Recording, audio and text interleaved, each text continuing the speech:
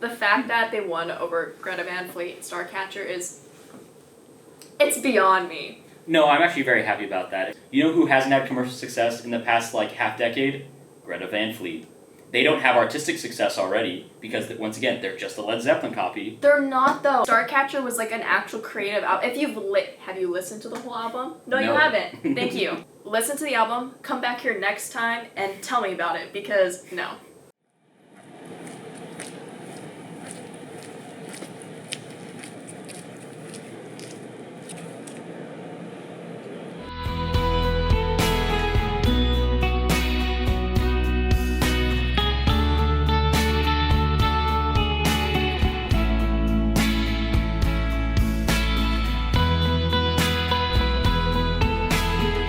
What are you doing? I need you to come back to the show. I can't do this without you. What about what you said about Greta? It's good. It's good. It's great, and you know it. Say it. It's great. With a smile on your face, Amergin. It's a great album. Fine. I'll come back on the show. But you have to admit that you couldn't do it without me. I can't do it without you. Fine. Also, turn off the music. That's so weird.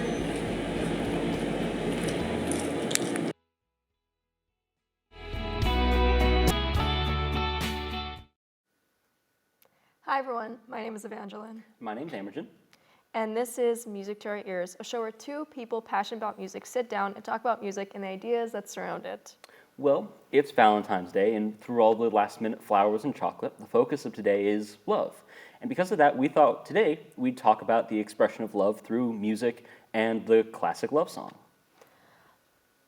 The love song dates back to the early civilizations, but we don't need to go down that list of the greatest songs quite yet. Before that, we should talk about why love is such a popular theme used in all genres of music. Love is the common denominator in the human experience. It's something we all think we understand, but actually don't. We experience it in all forms, in friendship, family, partners, even pets. With love comes happiness, sadness, anger, betrayal, and emptiness, which are all common themes in music. And so, of course, to turn to music as a method of expressing these feelings is widespread across time, seeing them fit into many of the common musical forms of the day. The first love songs written in Mesopotamia were constructed as poems meant to be sung at wedding ceremonies. The Songs of Solomon was read as a dialogue in some cases, showing the love between man and God. The traveling troubadours of the medieval period used common templates and rewrote them for the various courts they visited. Of course, popular music artists closer to today in all genres and scenes have taken a crack at writing love songs themselves in all variations, from soft melodic folk and country talking about broken hearts to screaming rock ballads begging a partner to come back, followed by a ripping guitar solo. It's all about universal emotions represented in endless variations throughout musical history. Through time, we see love songs develop into what they are today, but this would not exist without the works of authors like Shakespeare and Jane Austen, easily two of the most influential lyricists for romantic works. With their influence, romantic poetry became a popularized area of interest, which then influenced the arts of film and music. With that said, about 67% of lyrics used in music since the 60s were about love. That's crazy, 67%? Yeah. That's a massive volume. I do wonder, because sometimes you see the lyric analysis come up here and there, and it's it'll be they'll be yes, 90% of all songs ever written, the lyrics are the most used songs the, or a, yeah. you. But it's looking at tone analysis and being yes, this song is the... it has love in it, or love you, or whatnot. Yeah. Yeah, it's a good percentage, but I think it'd be even higher if we included songs from the 50s. Oh, definitely. Because during that time, I feel like love songs were what was on the radio, what people listened to in diners and whatnot. I mean, because I feel like, at least being in the now, you look at the 50s and you think dances, frilly dresses, things like that, sharing a milkshake at a diner and whatnot. And I feel like the music from that time, or the popular music from the time that everybody listens to, is pretty much that. So I think it'd increase. Yeah, definitely. I mean, in the 50s, the the big genre, not the big genre of the 50s, but like one of the big pop genres of the 50s is doo-wop. Yeah. And doo-wop is all just sappy love songs. Uh-huh. Like that's the entire setup of the point. It's 4 dudes in a quartet singing about, like I said, like sharing a milkshake with a girl or going down like to the a lake or teenage whatever. girl or having crushes and Yeah. No, and that's kind of, and it's interesting because that transitions, out of the 50s transitioning into the 60s. Yes. You see a lot of that sound disappear and you start seeing more of the boy bands come up. Of course, if we're talking love, it's the Beatles and it's the Beach Boys. But then you also have people starting to be more experimental in the 60s, and you see more like raunchy songs like the Stooges. You hear, because at that point we were getting some punk influencing into the Like genre. some very like proto-punk stuff. Yeah. Oh yeah. But at this point we were talking about a little bit more explicit themes of music. Obviously not outwardly saying it because that would never play on the radio. But you could feel the underlining message of songs, and I mean that's why 60s is personally one of my favorites in the love genre, because it's nice when it's not like in your face, but it's also like it's there and it's unavoidable. Well, and that's the thing too, because it's not it's not a love genre. It's like love just like kind of permeating through just about everything. Yeah, outpours. Like 'cause it can like it shows up in any genre of music. Yeah. Just because, like you said, it is a very like universal human emotion, and it is very easy to pull from in terms of trying to find that emotionality. Because when you're trying to make like an emotional core of a song, it's easy to use that as an experience. Because, like you said, it's universal, so everyone can relate to it. It's easy to write about because most people write about it, have a ton of experience with it. Yeah. In one way or another. And I mean, the songs basically write themselves. Yeah, 100%. That's not to say there aren't creative love songs. There definitely are. There definitely are, but there's also love songs that they just followed a formula that has been successful for decades. Right, like all of the hair metal ballads. Oh yeah. Right. All the And like the underlining themes, because like you said, you have love songs that are like you can tell this is written for somebody or by somebody or about somebody, and then you also have songs that you're like, definitely they saw some Beach Boys song and they were like, oh, we can do this too, and they did. So love is all around, and love is here. It's Valentine's Day. No, it's interesting because it's like, transitioning, because you get out of, once again, moving with sort of music history that we've talked about like a fair amount of times. Oh, right, transitioning out of the 80s into the 90s, transitioning, if we're talking rock, from hair metal to grunge. Yes. Right? And you see, I think, that sound getting more organic, which I think does lend itself a lot easier to love songs, but more, I don't want to say more abstract, but like, that kind of is where it goes. Like themes that are stemming from love. Because like I mentioned, love, there's all different forms of love. Yeah. It's like they say, the line between love and hate is very, very thin. And so that's where you have the angst songs where it's anger, where it's betrayal, where it's sadness, it's all of those. And then initially, those stem from a point or a place of love. And so hearing those sounds, those punk, grunge, angst sounds, it ultimately comes from the same place. Yeah. So obviously, like when we're talking like punk, I'm not talking about like, like against the system, against the machine. I'm talking about like other things, like like when the song's about a person or about an experience a person had. Ultimately, it's usually love that provided that experience, one way or another. Yeah. So. Well, also I think it's very interesting to seeing those songs like performed live as well. Yes. I think that's where a lot of the emotionality comes through, because with more like modern recording techniques, I think there is an effort to kind of smooth out a lot of that emotion in the recording. Unfortunately. But you do hear like live performances, like a lot more of that can come through, which I think is just very interesting. It's one of the reasons why like there's still very much a value in live music, is because you can hear that, you can feel that more. Have you seen that Fleetwood Mac like clip from when they were performing in like the 90s, I believe? And you can like Stevie Nicks is singing to him, and she's like in his, like not in his face, but you can tell that she's singing to him. Yeah. And it is like, I mean, it went viral, but like something's there. No, there's definitely a lot of songs like that. Or like when Kurt Cobain and then Courtney Love, like they've written songs about each other, and everybody, this is general information, everybody knows about this. Yeah. And when you see them perform these songs, it's beautiful to watch, because human expression is a beautiful thing. But it's also like, it's almost like you're like interrupting something. You're like, oh, should I be watching this right now? Is this for me? Like this is This is a little. too much, guys. We Yeah, I need kind of want to step back a little. But I ultimately love it because that's what an artist is. It's them portraying themselves. It's them being vulnerable to an audience. Right. So, yeah. No, definitely. I think one of my, this is you know, despite everything that's happening, you know, this was, what was this, 2 years ago, something like that? This was, what was it, when Kanye West did the live performance, I forget where it was, but this was like after his divorce with Kim Kardashian. Kim Kardashian. And he performs Runaway, and that's like the last song of the set. Okay. And there's just a moment where at the end of it just, I don't know, like I said, there's a lot to be said about him. There's a lot to not like about him. But they were in love at one point. Yeah, no, definitely.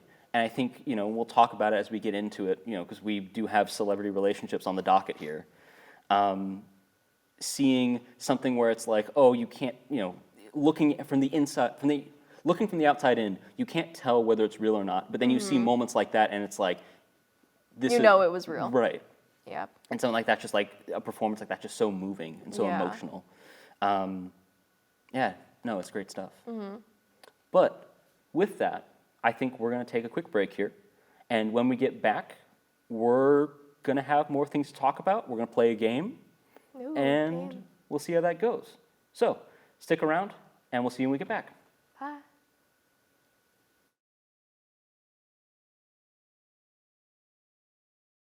Hi, my name is Kay Solozzi. I'm a senior here at Oregon State University, and this is my story. Hey, what's up, everybody? Thank you for joining me on another journey through the multi-lens. I'm your host, Kay Solozzi.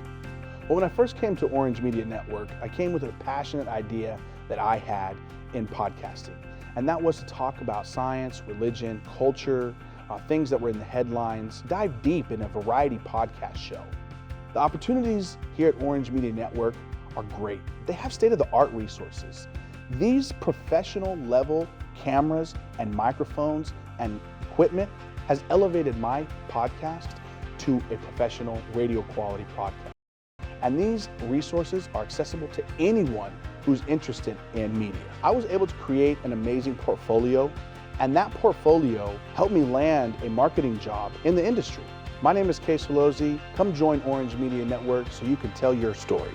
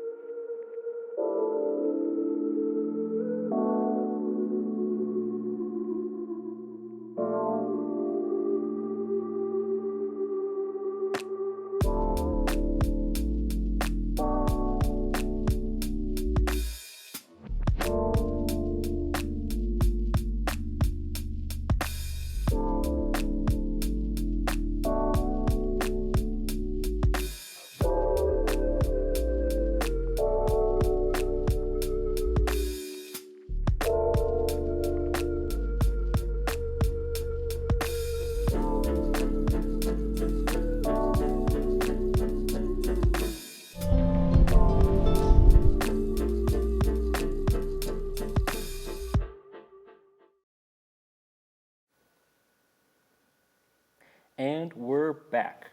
So, since we're here on the topic of sappy, cheesy love songs, Evangeline, I hear you've put together a little game for us to put this to the test. Yes. Okay. I've got a game, and it's called Love Song or Candle.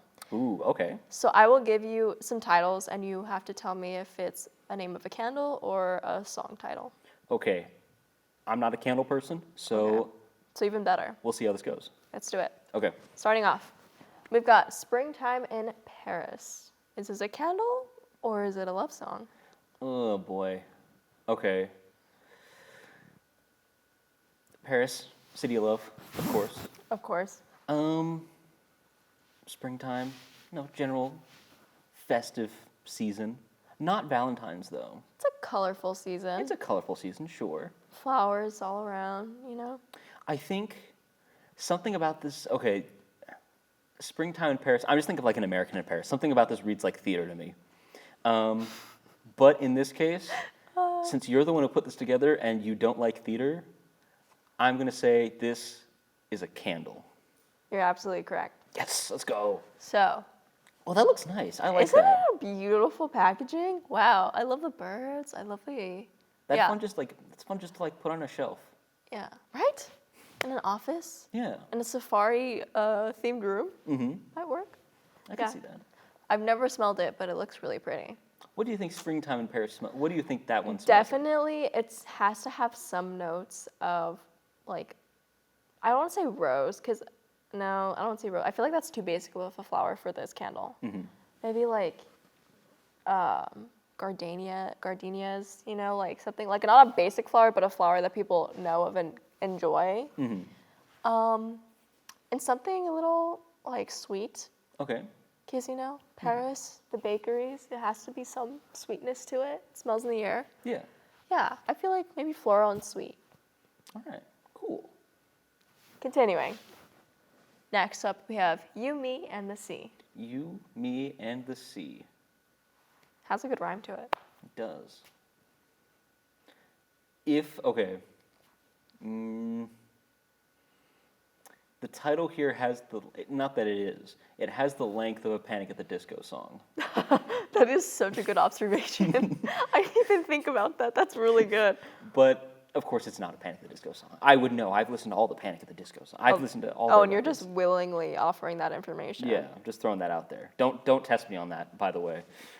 But it's all right, though. I've never worn any of their T-shirts in public, so no one has ever tried me on it. I don't so, trust that. I'm going to say this is a song. You're wrong. What? It is a candle. Well, okay. It's not a pretty looking candle, but it's a candle. Yeah, that's... I think they could have done more, is what I'm saying. Bath and Body Works. What happened? Where was the artist who did Springtime in Paris? What happened? Where'd they go? Where'd they go? They took the day off that day. So wait, because I see Bath and Body Works candles everywhere. Yeah. Is Bath and Body Works just like, do they just have a massive like like you go in and there's just a big aisle, it's just all just candles everywhere? The whole store. Wait, the whole store? Candles. Oh no. Yeah, it's usually candles on the floor, like on the center, on the walls. You'll find like, you know, like actual bath stuff, like shower gels and body sprays and lotions. But it's all candles. Okay. And they don't have one, but they have two stores. They have a store called White Barn. It's owned by the same company. And if you go to the mall, it's in one store. It's just divided by one wall, but you can like walk in between stores. Candle Mania. Nice. Continuing. This is a music show, by the way. Cinnamon, love song, or candle? You know what? I'm sure there are millions of songs called Cinnamon. I'm sure at least one of them is a love song. I'm saying this is a song.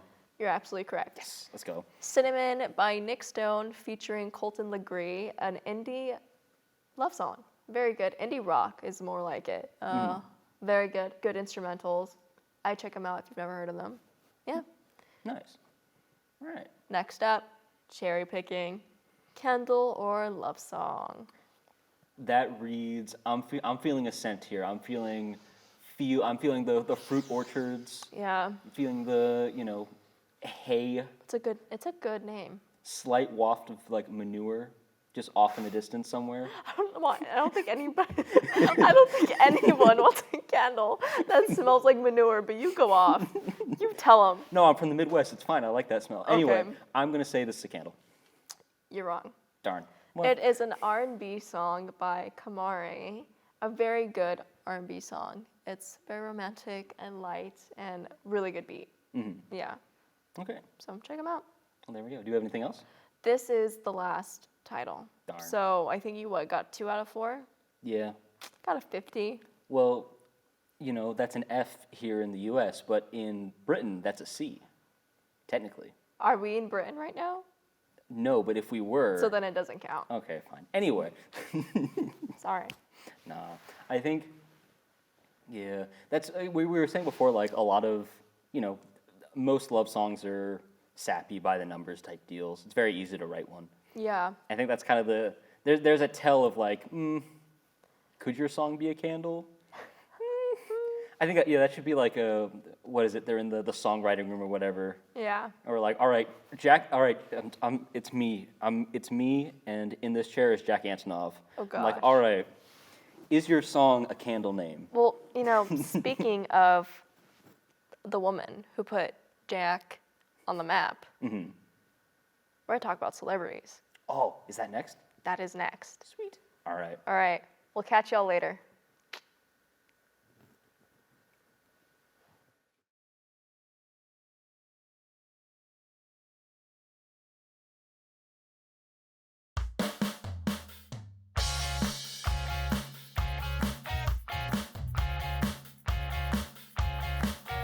One thing I really love about my job is I get to work with a lot of different people and have a lot of fun with them. Oh man, the bullpen, it's honestly my second home. It's always like something's going on here, it's always music playing, but at the same time, it's like that one big family feel here. So yeah, that's what the bullpen means to me. It's a place where we like to foster a lot of our community, where you get to know people really well, a place to hang out. What I like about OMED in general is it's just like the community aspect. It's just such a fun place to work. I always like to say it's the best job on campus. It's like the one place like where like you could be like radio, work for a magazine publication, you can do everything and like it's kind of accepted and normalized. So yeah. It's just so much fun. I can't stress that enough. Why not work here? It's a really cool place to be.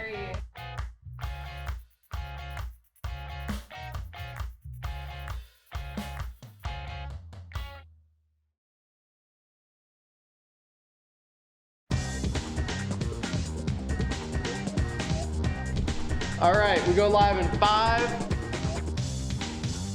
4.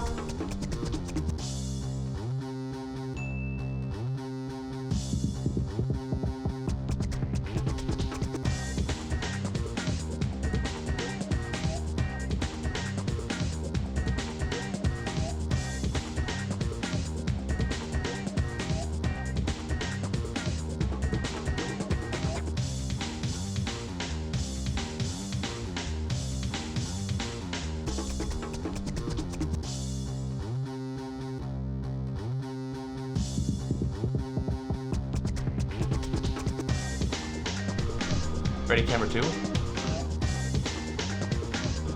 And wipe it. Welcome to KBVR TV. Come join our team.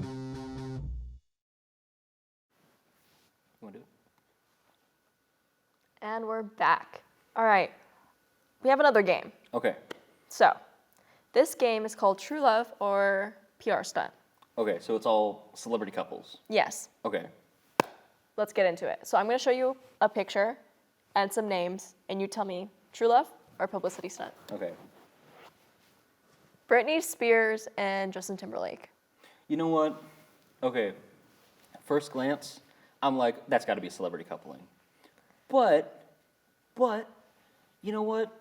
They both were in the Mickey Mouse Clubhouse. They both have like been around each other for a long time. Like, I don't know. I think it's very realistic that, they have, or at least had some feelings for each other, and that came together. Because the thing is, too, okay, with celebrity couples, there's a point of, like, because that's the thing, you can have it both ways. You can have, like, oh, this is, like, a true expression of, like, a relationship and wanting to be with each other. And have PR managers in the background kind of being like, okay, we get that. We're just going to play it up a little bit and make it more so. So tell me. So with this, I think it's real. You're right.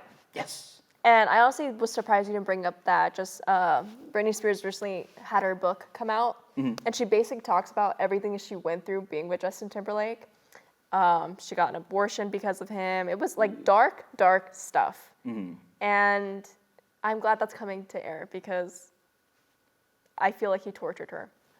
But anyways, next, Taylor Swift and Maddie Healy. This is recent. I think it's a celebrity couple.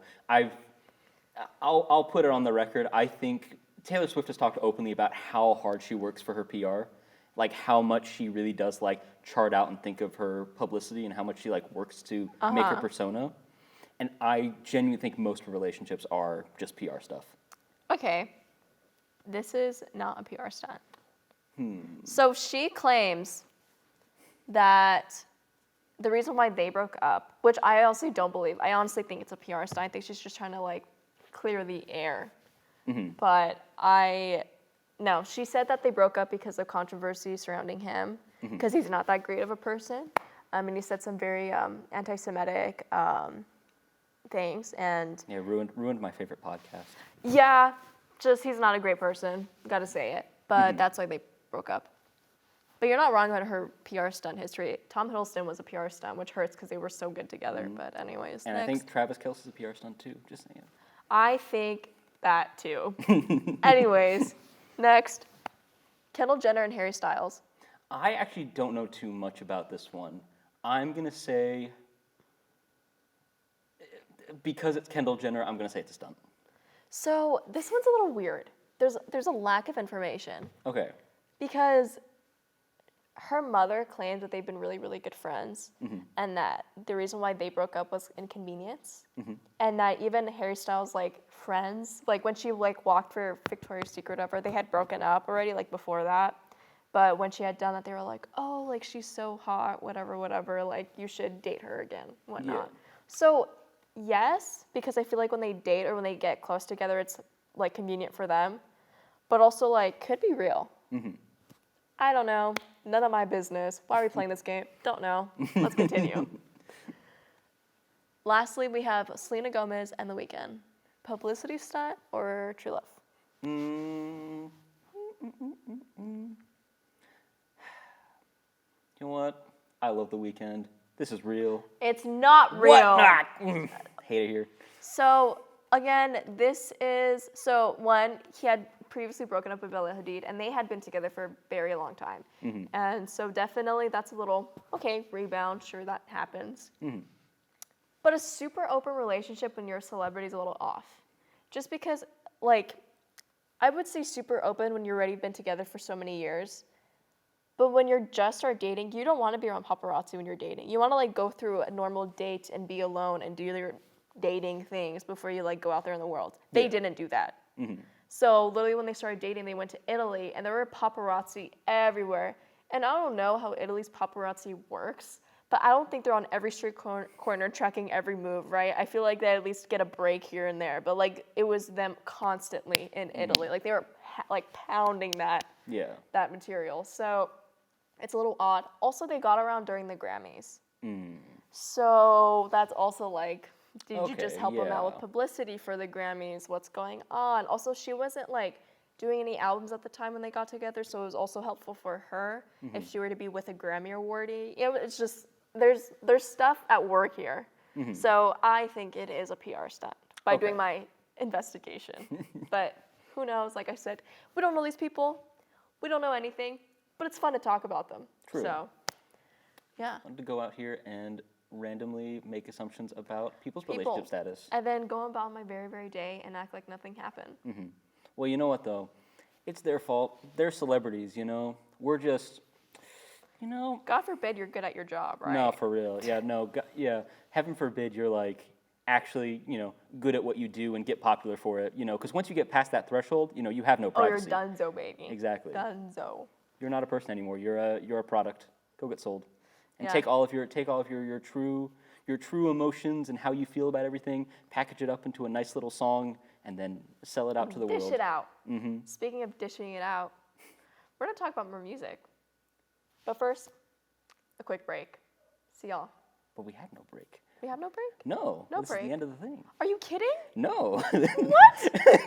No break? Aw. Well, I'm sorry. I know you wanted to talk so much more about You know, this. I got used to the radio show being an hour. I got really excited.